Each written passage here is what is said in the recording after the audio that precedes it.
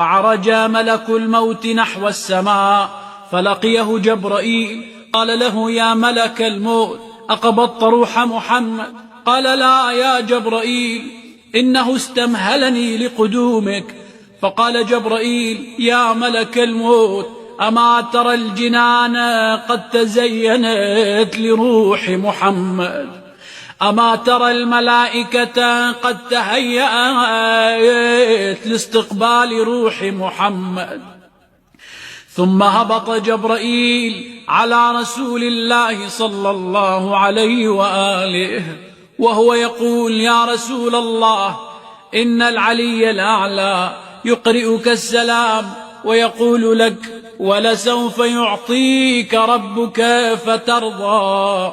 فقال له الرسول: حبيبي جبرائيل، لا تفارقني حتى يأتي أمر ربي.